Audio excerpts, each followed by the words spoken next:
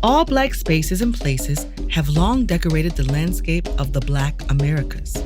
In 1618, just 1 year before the arrival of Ndongo Congos at Point Comfort, Virginia, the first Black town in the Americas, San Lorenzo de los Negros was established. Its founder was Gaspar Yenga, the liberator who was also from Central Africa. It was a site of refuge, liberation, resistance, and self-determination, not unlike most of all Black spaces and places dotted across the United States.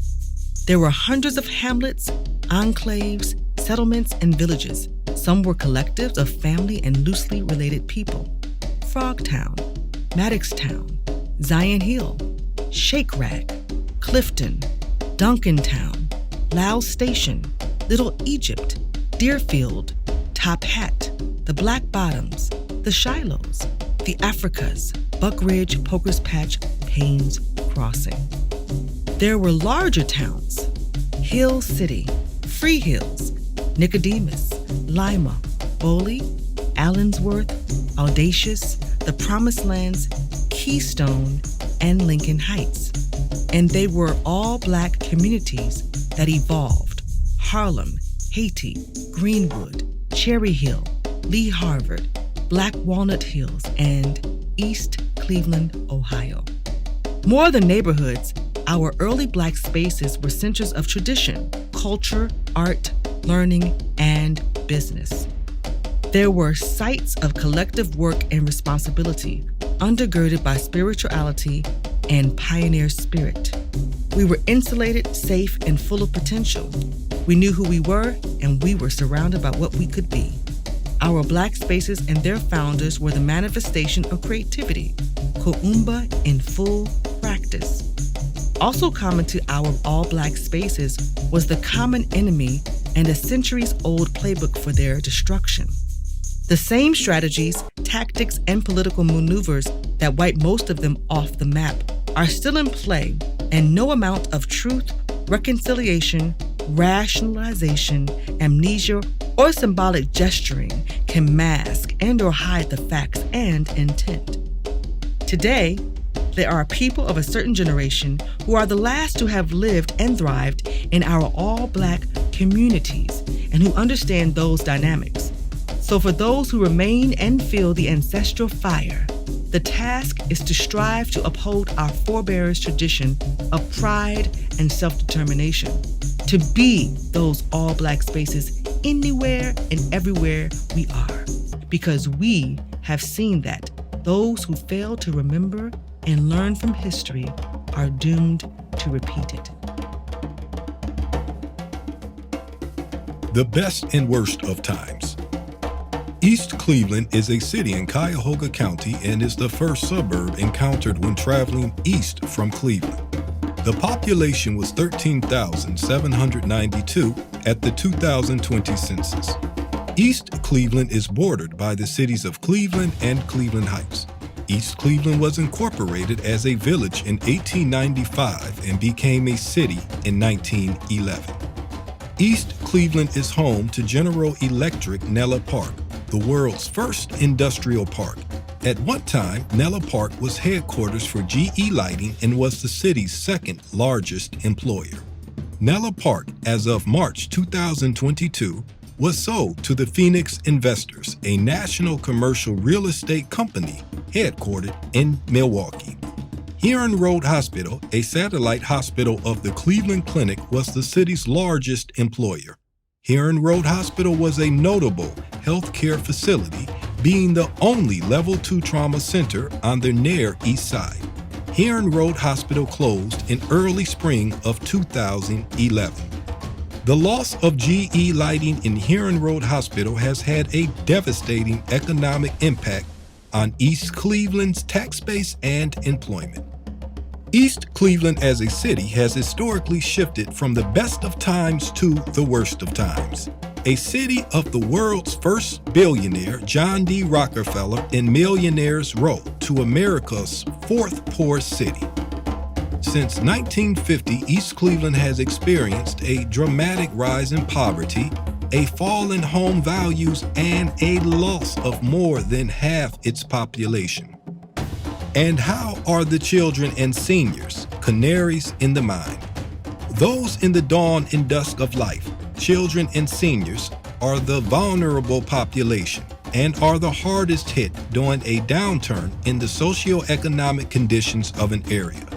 East Cleveland's children and seniors, who represent 56% of the population, are no exception. What do children and seniors need in East Cleveland to reach their full potential, thrive, and maintain well-being? The basic human needs for children and seniors are food, shelter, and safety, physical and emotional.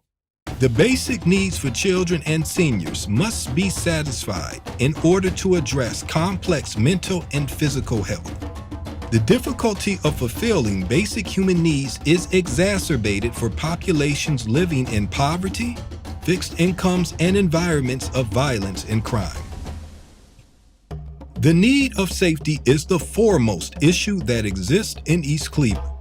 The city of East Cleveland is a perfect example of a city challenged with issues of governance, law enforcement, environmental hazards, relationships, and struggling to fulfill the basic need of safety for its citizens. The issues of poverty and safety in East Cleveland has been, within the past several months, compounded by 16 police officers and police chief being indicted. The city of East Cleveland owes millions of dollars in outstanding judgments for the civil rights abuses of its police department. Several recalls of elected officials, council persons, and mayors have taken place within the past years.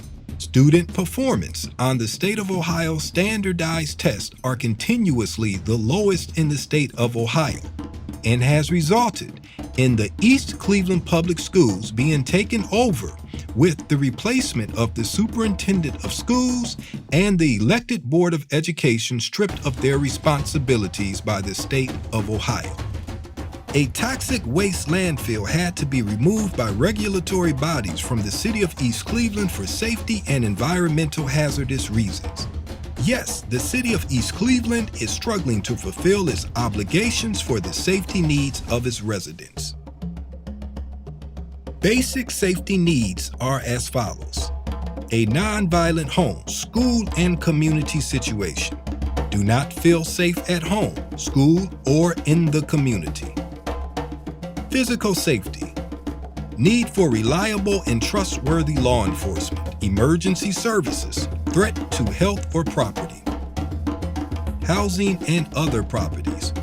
Code enforcement for hazardous, abandoned, and torched properties. Security, cameras and lighting in public spaces. Emergency medical and firefighting services. Availability and response time. Financial security. Living wage, entitlements for food, shelter, and recreation services. Chaos or community. Where do we go from here? Introducing Dr. Randolph Potts. Dr. Potts earned his doctorate in clinical community psychology in 1994 from DePaul University in Chicago. He has been on the psychology faculty at Holy Cross College in Massachusetts, a staff psychologist at the Memphis VA Medical Center, and is currently on staff at the Methodist Hospital Sickle Cell Center and Cancer Institute in Memphis, Tennessee.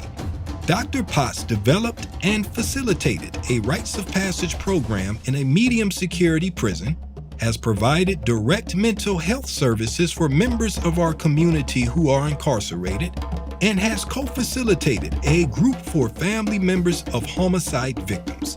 Dr. Potts is a life member of the Association of Black Psychologists and the 2014 recipient of the association's Bobby E. Wright Award for positive impact on the welfare of the African American community. Greetings, everyone. I look forward to talking with you about an issue that's very close to my heart, very important issue, and one that I'm sure is of great concern to you as well. it has to do with the vital importance of art in communities like East Cleveland and many urban communities. And the question might be, well, why is art essential? Not just a nice feature of a community, but essential in a community like East Cleveland, a community faced with such staggering problems of crime, violence, poor housing, poverty. Why is art so important? And why would a psychologist be talking about art and its relationship to the community of East Cleveland? Well, considering the problems encountered in East Cleveland, such as community violence, the trauma resulting from community violence, art plays a critical role, as we will see in this talk, in healing, in humanizing, and also in exposing injustice and issuing a call to action. And it can do these things simultaneously. So I look forward to delving into those important questions with you today. How can art be humanizing? How can it be healing? Really, how can art literally, clinically be healing for us? And how can it do all of those things, but also issue a call to action, expose injustice for the world to see? And how has it been used to do just that? How has art been used to bring perpetrators of violence in our community to justice? It actually has. And how can art actually heal? You hear people say it, art can be healing. Well, is it just talk? Is it empirically substantiated? That is an important piece of what we'll be talking about today, and I look forward to sharing that with you. I myself am a psychologist. I've been a psychologist for 30 years. I have provided services, clinical services for people with trauma, for children with trauma, children who suffered unthinkable trauma, violence related, assault related, rape related. I've worked with combat veterans who suffered military trauma. And I think I have a good understanding of what therapies heal and which therapies can enrich one's life. And so important that we have access to that knowledge in doing the work that we're doing now to ease the pain of trauma in our communities. Thank you. Greetings, everyone.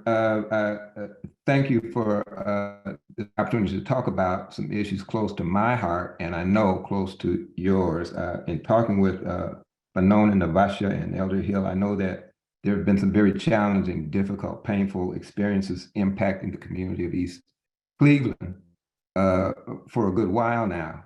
And given those challenges, the question might be, why is art essential for East Cleveland and communities like East Cleveland right now? How is art important? Why is a psychologist talking about art? And why is it so important for us? Well, for communities in which residents, especially children and elders, feel unsafe, face high rates of crime, violence, police brutality, stark poverty, failing schools, toxic environments, all of these linked to a history of racism, art can be humanizing. It can be healing. The humanizing part, pretty important. As Brother Coates has pointed out, if folks can't imagine you as human, all the policy in the world is irrelevant. So for people feeling unsafe, people like their lives don't matter, art can be humanizing. It can activate historical memories. It can remind us of who we are, of who we were, and who we may become. Art can call us to the altar of our shared humanity. Art can be healing, not just metaphorically, literally, spiritually, culturally, but clinically, medically, art can be healing.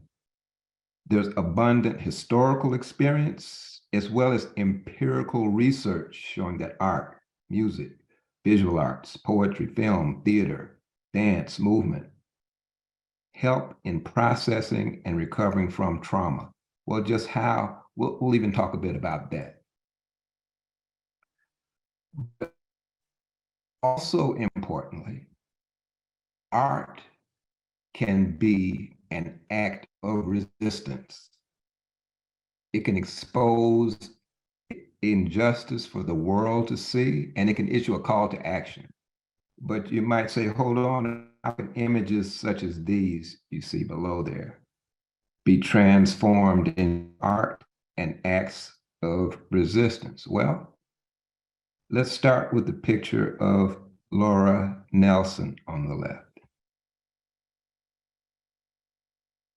Artist LaShonda Crow Storms, the Lynch Quilts Project, reproduced this image on a quilt entitled Her Name Was Laura Nelson. She used an art form created by Black women for community building, for earning income, but an art form created for helping people navigate the Underground Railroad. This was the medium for representing, for honoring, for depicting Laura Nelson.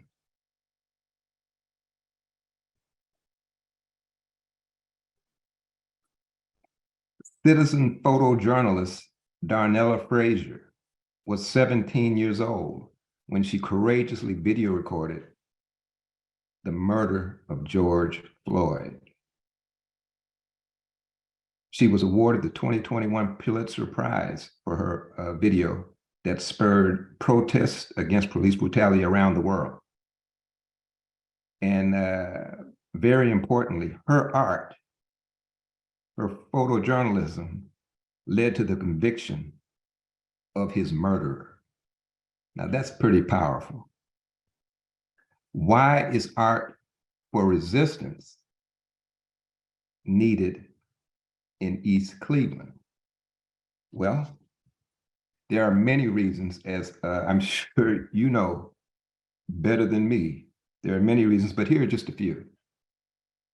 A few months ago, after videos were released documenting horrific police violence against unarmed citizens in East Cleveland, beating, tasing, stomping, even robbing citizens, 11 East Cleveland police officers or former police officers were indicted on civil rights violations.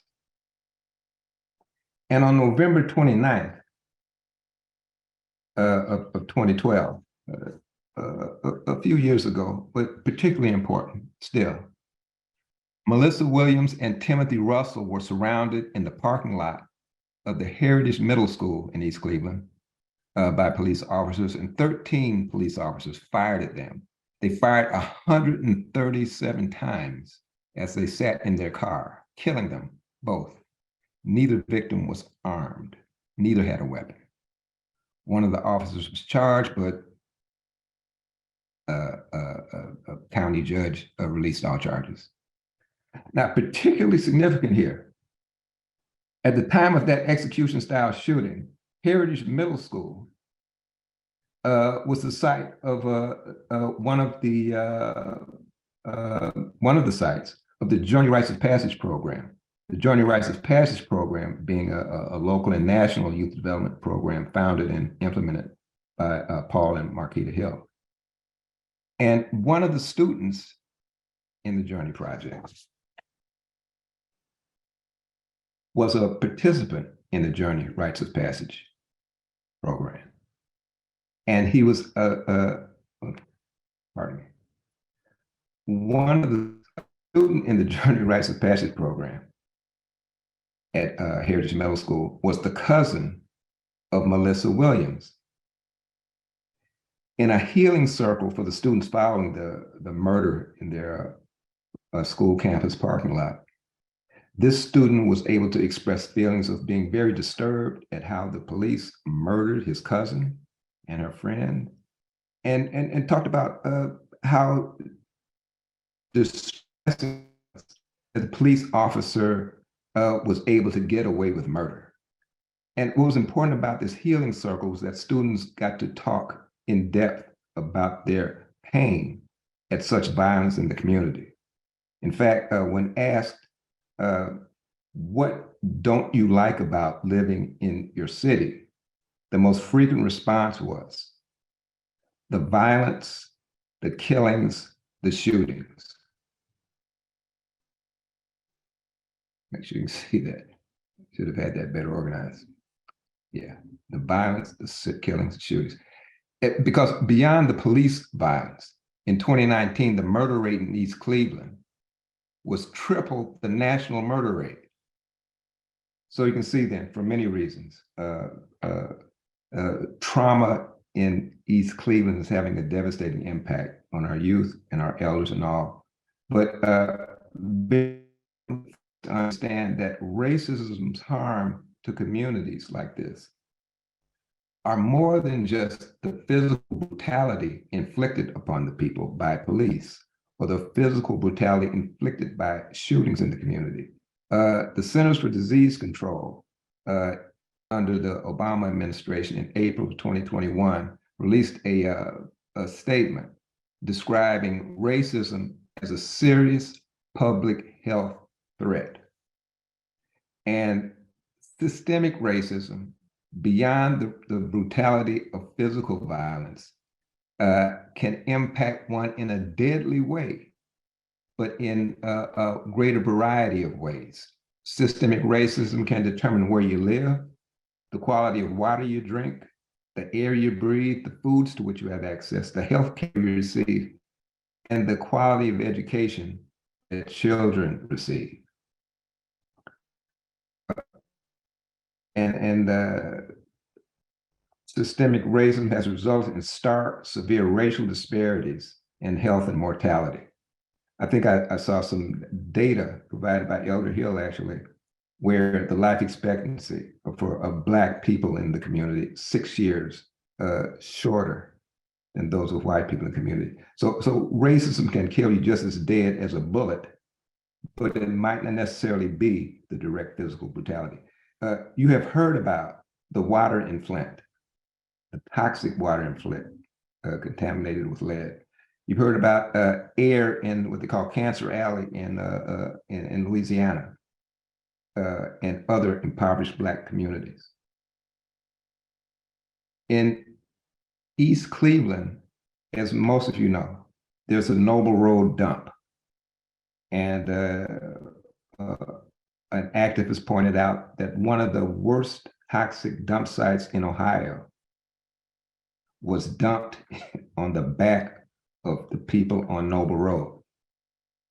Not surprisingly, there are some pretty disturbing health data related to people who live in this community or in the larger Cleveland community. As you see here in this graphic, cancer incidence in the Cleveland area has been much higher than the rest of the state and much higher than in the United States overall. And as disturbing as this might be, and while elders face increased cancer and other illness-related mortality, a medical illness is not the leading cause of death for young people in East Cleveland. The leading cause of death for young people in East Cleveland is gun violence, but followed very closely behind gun violence is suicide. The Cleveland School District has the highest suicide rates of any school district in the United States.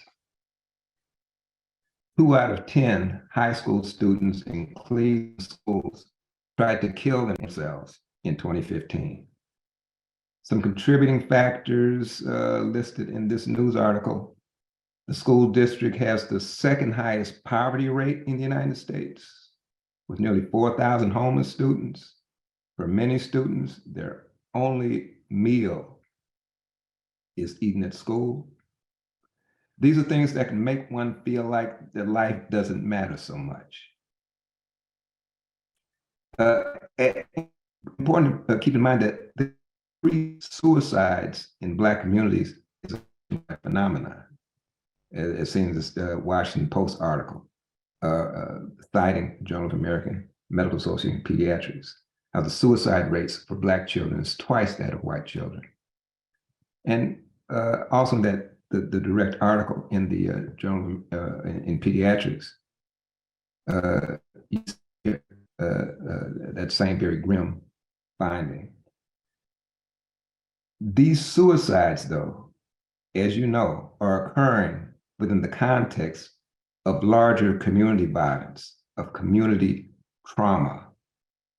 Trauma including gun violence, trauma including police violence, trauma that too often leads to post-traumatic stress disorder, to PTSD. PTSD, by the nature of the illness, elevates suicide risk and suicide behaviors.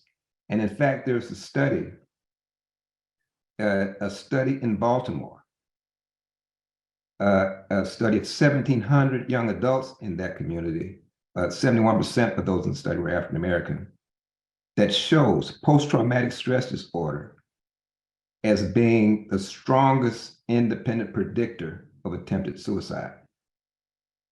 And quoting from our, hard to read, but quoting from it, post-traumatic stress disorder was shown to be the strongest independent predictor of attempted suicide. The PTSD Suicide Attempt Association was robust, even after adjusting for things like alcohol abuse or drug use. So important to see that connection between elevated suicides and elevated community violence, elevated trauma, elevated suicide. So we may begin to see now the relationship between these phenomena, these deadly phenomena, the police violence against Black citizens, Black citizen violence against Black citizens, the interpersonal violence, and the intrapersonal violence, the self-annihilation, suicide.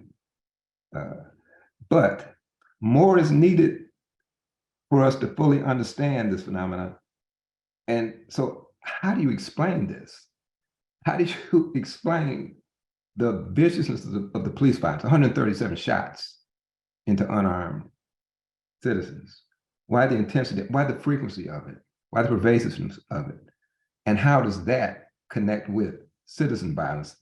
How do we make that more clear, understandable? To get that depth of understanding, we may need to go back and retrieve some knowledge about this phenomenon from ancestors. We're not the first to encounter this problem. Sankofa comes from is an Adinkra system of pictographic symbols, each representing a specific proverb or wisdom teaching. It means to go back and retrieve or go back and fetch. In seeking answers for why this violence, why the intensity of it, the viciousness of it, similar violence against each other, and what is to be done, let's keep in mind that the answers to questions like this can be found in wisdom teachings of our ancestors who have also delved into this question. 70 years ago, Frantz Fanon began sharing his insights about these very problems in his published works and lectures, and began taking political action against these problems. He pointed out some very important and particularly relevant factors in understanding the violence against and within oppressed communities. colonized communities, communities being exploited, communities being torn apart by oppression. He identified dehumanization as central in understanding the rest of these.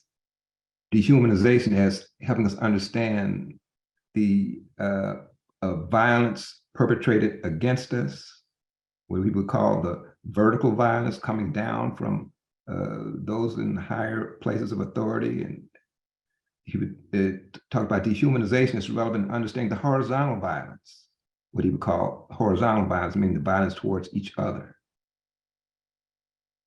And this kind of dehumanization, very interestingly and importantly, is more than just prejudice or bias. Dehumanization is important in understanding the deadly nature of the violence against Black people. It's not a human that you are choking to death. If it's not a human, you are hanging. If it's not a human, you're shooting 137 times in the school parking lot. You experience no remorse. You experience no emotional turmoil. You experience no internal conflict. And there's often no legal consequence for it. Yesterday in New York, a homeless Black man choked to death on a subway. The perpetrator, the white perpetrator, not arrested, let him walk. There was no remorse, emotional turmoil, no internal conflict, no legal consequences. Fanon and some contemporary Black psychologists have described in great detail how this dehumanizing view of Black people is deeply entrenched psychologically, and how dehumanization helps explain the killing of Black people. It helps explain the killing of Black children by police as well. Some of the more contemporary Black colleagues researching this specific question are these, Philippa T. Goff and Jennifer Eberhard, both distinguished researchers and professors of psychology, have delved into this and have produced bodies of empirical data showing the role of dehumanization in the annihilation of Black people by the legal system, by the so-called legal system, by police, by the courts, and the like. Philippa T. Goff's work has gotten a lot of attention, and that it really spoke to the problem of the violence towards children, the police violence towards children. He talks about the evidence that Black boys are often seen as older, less innocent, and they prompt a less essential conception of childhood than do their white same-age peers. His findings demonstrated that the Black 8 Association predicted actual racial disparities in police violence towards Black children. Now, that statement that they are seen as apes is not hyperbole. It's not an exaggeration. It's in his examination of empirical data.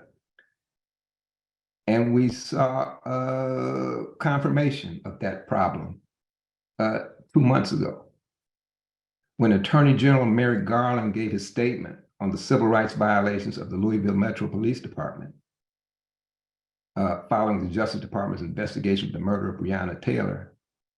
His statement included the following: Louisville Metro police officers have demonstrated disrespect for the people that they're sworn to protect. Some have called Black people monkeys, animals, boy, monkeys. Dehumanization sanctions and justifies that what Fanon called vertical violence against the dehumanized. And often there is no legal consequence for that violence against those perceived as non-human objects. What kind of confused many recently is when we've seen Black police inflict such violence against Black citizens. and what we see too often on a more regular basis, Black citizen violence against Black police. How does that fit in with this concept of dehumanization? Frantz Fanon, in 1952, published an account where he delves into just that, where he talks about internalized oppression, where there's an internalization of this negative regard, this negative conception, deeply negative conception of Black people by Black people. He wrote about how that impacts the Black psyche. A consequence of generational racial trauma is that some traumatized people internalize the dehumanization of their own group, making reference to each other in terms that are less than human, referring to each other as dogs, B words, other things. Also manifests in anti-self behaviors, including daily violence against one another. So internalized oppression, internalized dehumanization lay the foundation for Black violence against Black people. But I'm sure you know that there are many more factors involved in the problem of intergroup violence and violence in our communities, such as the stark poverty, failing school systems, inadequate housing, homelessness, all immediately proximate to extravagant wealth and privilege. For example, in East Cleveland, you have homelessness, stark poverty, 10 miles away from Hunting Valley and other areas in the Cleveland area that are among the wealthiest, the most opulent in the United States. So this imbalance, this contrast, this inequity, this glaring inequity in life, this despair next to opulence creates a dangerous situation. And again, our ancestral figures have spoken to these contributors to social violence. 4,000 years ago, Ptahhotep, in his writings, included chapters on how to prevent violence at the interpersonal level and the societal level. Structural inequalities in Ptahhotep's writings. Structural inequalities such as we see in the East Cleveland area, in which you have a millionaire and billionaire class socially adjacent to those who are struggling to survive on a daily basis. That these create a situation that precipitates a violent social conflict in the struggle to survive. I've heard people say, as long as anybody has something, I'm going to have something, and I'll do whatever it takes to get it.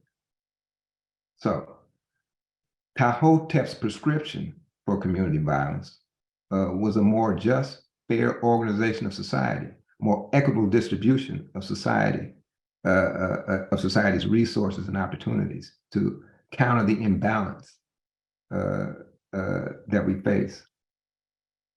So we can see then there are some important reasons for the violence that we see in our communities, and that understanding is deepened by our readings of our ancestors. But one thing is pretty clear. Dehumanization and trauma do harm. They cause serious harm that can lead to things like post-traumatic stress disorder, which is a psychiatric disorder that results in a number of very disturbing symptoms. And it is caused by trauma, terrifying, life-threatening experiences, or such as learning that one's loved one has been shot to death, or witnessing a loved one shot, or being shot at yourself. The thing is, long after the act of violence is over, the trauma still leaves traces that get stuck in our memories, in our emotions, in our body, in our sensations. New events that we encounter, sounds, smells, places, sights, sensations can trigger re-experiencing of the trauma. It can trigger panic. It can trigger intense anxiety. We're afraid to go certain places. We can react in ways that we would not want to react. We can act with intense emotional responses to the smallest sounds, to certain messages, to someone appearing to bring harm to us. We will grossly overreact. A whole list of symptoms associated with trauma. Inability to sleep, nightmares, night terrors. Healing from PTSD involves working to get some of the stuck, undigested memories unstuck, processed, openly expressed until they no longer cause symptoms. Treatment usually involves talk therapies, telling the trauma story in a safe and supportive setting, openly expressing feelings about the experience, gradually desensitizing the survivor to the disturbing power of the memories. This is what was being done in the healing circle at Heritage Middle School following the murders of Melissa Williams and Timothy Russell on the school campus. The students were able to start talking about the traumatic experience, but the thing is, sometimes traumatic memories are embedded within our system. They are embodied, they're localized in the body, the senses, the emotions. And sometimes initially, the traumatic memories feel unspeakable, overwhelming, put into words. You will see, I bet you saw in your healing circle, students that couldn't talk, shaken by what happened, but they couldn't talk about it. They couldn't put it into words. That's where art and art therapy are vital, life-saving. Because some traumatic memories are stored non-verbally, they are best retrieved through recollections of sensory, visual, auditory, and kinesthetic or body movement work. Yeah, the body movement work, the movement in the dance, the images, the song heard, the song sung can help retrieve the traumatic memory, but bring it forth in a way where you can look at it, talk about it, move with it, dance it out, draw it out, witness it in the art of people who do generations of trauma, generational trauma, racial trauma, cultural aspects of art and art therapy can enhance the efficacy of the healing and humanizing process. So a quote here from a research study, actually a research study on veterans who were traumatized, that says, art therapy provides a safe way to approach traumatic memories through the use of symbols, which consolidation of experiences by converting an artistic form representative of emotions and reactions to trauma into linguistic communication.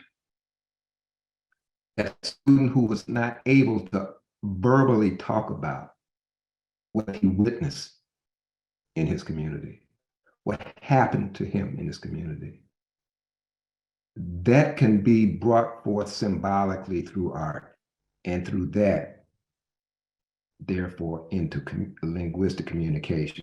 And through all of that, an opportunity to move towards healing.